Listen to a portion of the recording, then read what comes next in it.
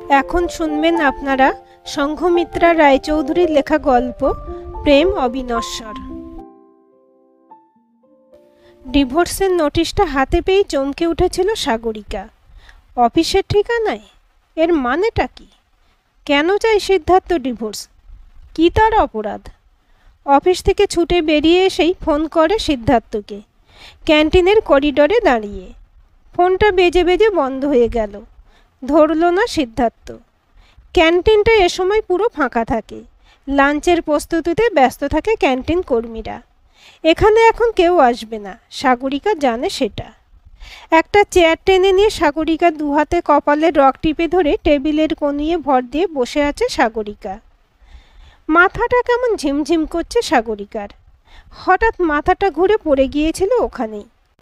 তারপর ক্যান্টিন থেকে ডিপার্টমেন্টে গিয়ে খবর দেয় ক্যান্টিনের ম্যানেজার। সাগরিকাকে অফিস থেকেই কলিগরা হসপিটালে নিয়ে আসে অ্যাম্বুলেন্সে করে। সব দায়িত্ব অফিস থেকেই নিয়েছে। ডাক্তার বলেছে অতিরিক্ত স্ট্রেস মানসিক ও শারীরিকভাবে পড়েছে এই সময়ে, আর তাই 1 সপ্তাহের কমপ্লিট বেড রেস্ট। ভালোই হলো মনে মনে ভাবল সাগরিকা। নিজের কেবিনের বেডে শুয়ে শুয়ে সাগরিকা আবার গভীর চিন্তায় ডুবে যায়। অন্যমনস্ক ছিল বহু সময়। হুঁশ যখন ফেরে, দেখেন নিজের কেবিনে হাসপাতালের স্টাফ মেয়ে দুটো ইতস্তত করছে, কারণ ওরা বেড সেট পাল্টাবে। আর তখনও শুয়ে আছে সে। সাগরিকা উঠে বসলো নিজেই বেডের উপর।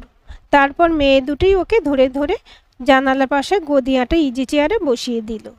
কাঁচের জানালা দিয়ে শরতের ঝকমকে নীল আকাশের দিকে তাকিয়ে রইল সাগরিকা। মেয়ে দুটি কাজ সেরে যাবার সময় সাগরিকাকে বেডে শুয়ে দিয়ে যেতে চেয়েছিল, কিন্তু সাগরিকা আরেকটু সময় বসেই থাকতে চেয়েছে। ওরা বলে গেছে অসুবিধা লাগলে যেন ওই ইজি চেয়ারের হাতলে লাগানো বেলটা বাজিয়ে ওদের সাথে সাথে ডাকে।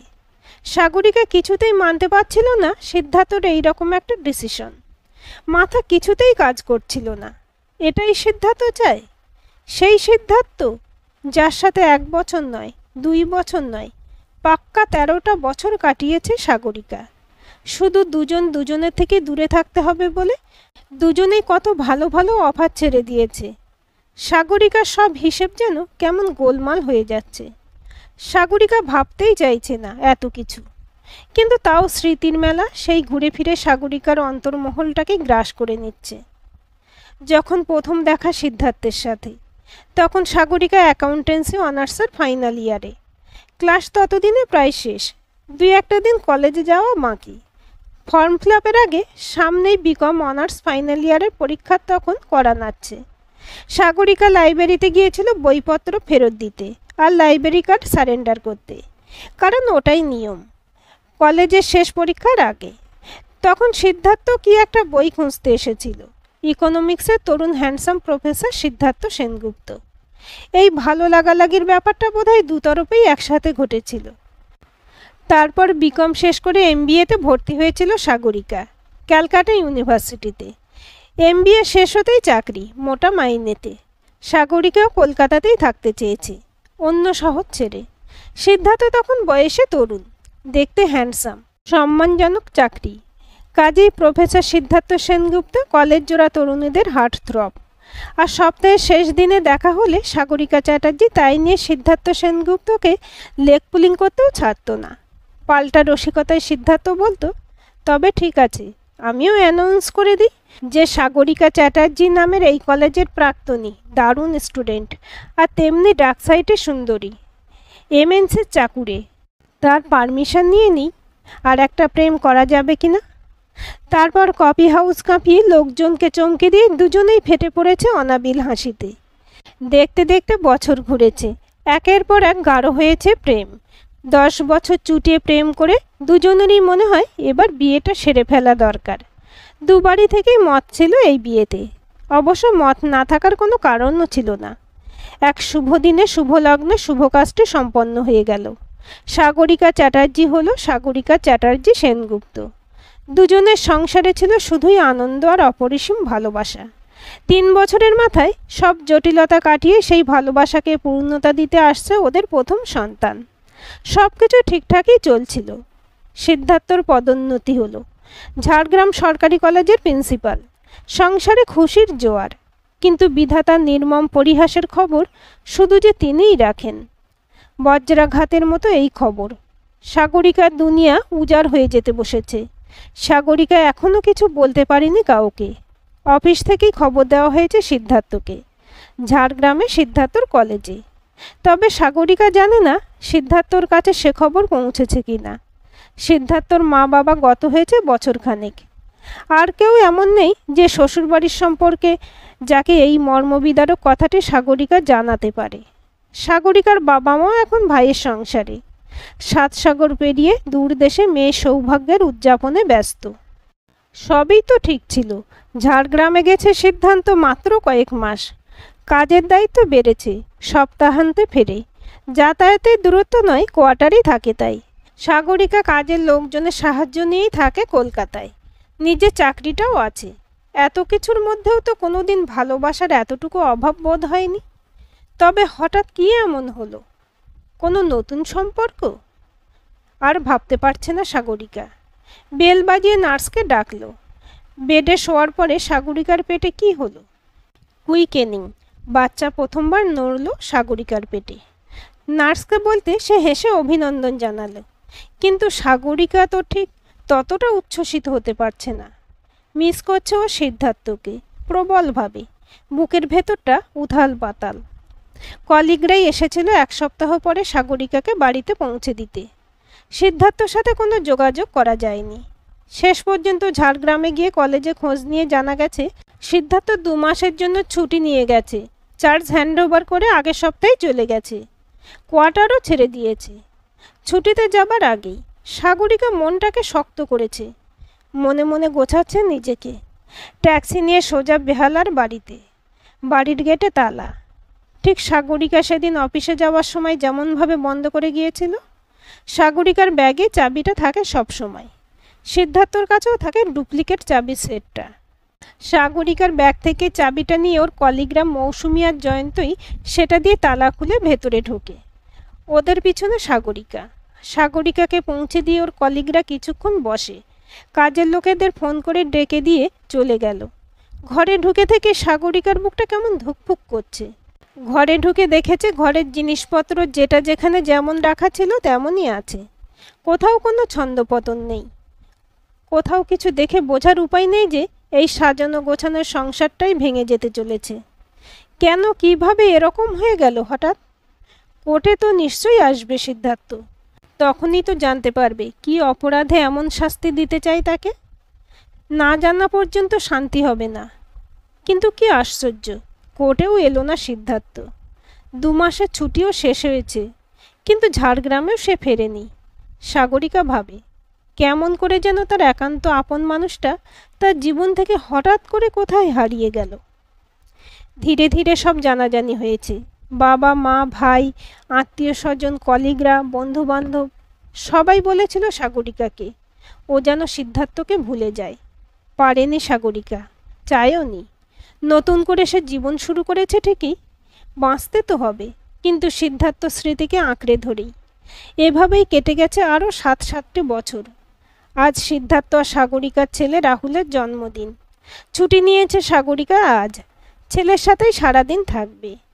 সকাল থেকে ফোনের পর ফোন। ফুলের তোড়াতে আর উপহারে ভর্তি রাহুলের ঘর। জমজমাট খুশি সন্ধ্যাবেলা ছোট্ট ঘরোয়া পার্টিতে। 8টা বাজতেই রাহুলের বন্ধুরা সব ফিরে গেছে। সবাই ছোট তো, কাজের লোকজনদেরও ছুটি দিয়ে দিল সাগরিকা। সবাই ক্লান্ত, বিশ্রাম দরকার সবারই। আজ সারাদিনের ব্যস্ততায় এখনও পর্যন্ত খবরের কাগজটাও দেখার সময় পায়নি সাগরিকা। রাহুল ঘুমিয়ে পড়েছে। সারাদিনের হুটোপুটিতে ক্লান্ত ছেলেটা সাগরিকার ঘরেই শুয়ে পড়েছে। ছেলের মাথায় চুলে বিলি কাটতে কাটতে এতক্ষণে একটু ফাঁকা সময় পেয়েছে সাগরিকা। খবরের কাগজটা খুলেছে সাগরিকা। 3য় পাতার কোণটায় চোখ পড়তে চমকে ওঠে ও। এসব কি লিখেছে? ক্যান্সার ফাইটারদের জন্য একটি সংগঠন, ফান্ড, বিশাল তার কর্মকাণ্ড, গোটা দেশ জুড়ে সামিল অসংখ্য সাধারণ মানুষ। ক্যান্সার নিয়ে সচেতনতা শিবির থেকে শুরু করে ক্যান্সার ফাইটারদের পরিবারের সদস্যদের মনোবল বাড়ানোর ওয়ার্কশপ ইত্যাদি।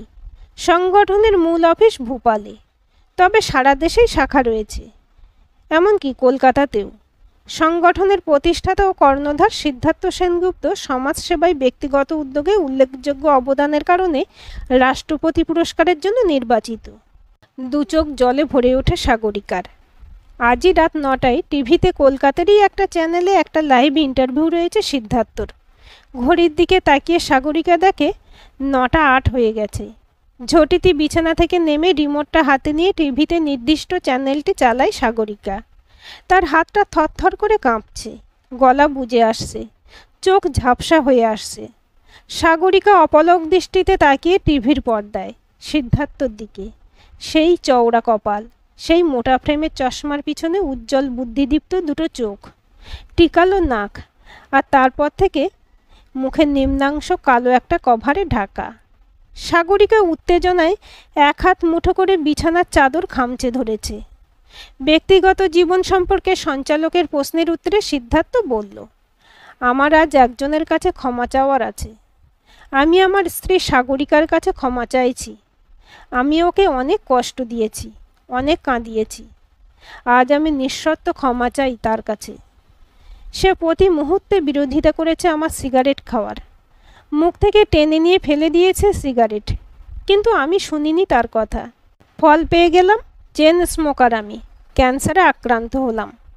আমাদের সন্তান আসছে তখন। কি করে শোনাতে পারতাম ওকে এই দুঃসংবাদ? ওকে একা ছেড়ে দিলাম। আমার বিশ্বাস ছিল ও ঠিক পারবে আমাদের সন্তানকে নিয়ে একলাই এগোতে। ওকে মানসিকভাবে শক্ত করার জন্য সরে গেলাম ওর জীবন থেকে, সব ছেড়ে ছুড়ে দূরে দক্ষিণ ভারতে সামান্য সঞ্চয় সঙ্গে করে। দীর্ঘ সে লড়াই, মুখে গলায় বাসা বাঁধা শত্রুকে ধ্বংস করার জন্য। মুখের অর্ধেকটা বাদ হয়ে গেল, বিভৎস গলার ফুটো। তারপরও জিতে গেলাম লড়াইটা, সাগরিকার আর আমাদের অনাগত সন্তানের ভালোবাসার টানে। এর পরের কথাগুলো আর সাগরিকার কানে ঢুকছিল না। সিদ্ধার্থ, এত ভুল বুঝেছিল সবাই তোমায়? আমার তো আশাটা ছিল তোমার আশার, প্রতিদিন প্রতি মুহূর্তে, গত 7 বছর ধরেই। ছেলে রাহুলকে জড়িয়ে ধরে সাগরিকার বুক ভাঙা কান্নায় রাহুলের জামা ভিজে গেছে। রাত প্রায় 12টা। ছেলের পাশে সাগরিকা শুয়ে আছে, ঝড়ের পরে শান্ত প্রকৃতির মতো। মোবাইল বাজছে, অচেনা নাম্বার থেকে। এত রাতে আবার কে হবে? উঠে বসে ফোনটা ধরল সাগরিকা। ওপাশে সিদ্ধার্থ। যদি ক্ষমা করতে পারো তবে আবার। শেষ করতে দিল না সাগরিকা।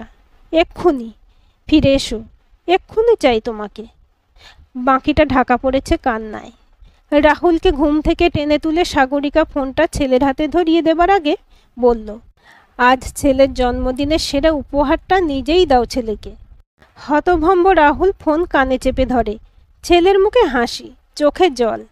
থ্যাংক ইউ বাবা, লাভ ইউ বাবা, এক্ষুনি বাড়িতে চলে এসো বাবা। আর পারল না রাহুল, ডুকরে কেঁদে উঠল। সাগরিকা ছেলেকে বুকে চেপে ধরে, ফোনটা নিয়ে সিদ্ধার্থকে বলে, আমরা তোমার জন্য অপেক্ষা করছি। ফোনের দুই প্রান্তে দুই প্রেমী কথা হারিয়েছে, কিন্তু প্রেম যে কখনো হারায় না, প্রেম অবিনশ্বর। আজকের গল্পটি আপনাদের কেমন লাগলো কমেন্ট করে জানাবেন। ভালো লাগলে লাইক, শেয়ার, সাবস্ক্রাইব করবেন এবং নতুন ভিডিও আপডেট পেতে বেল আইকনটি ক্লিক করে রাখুন।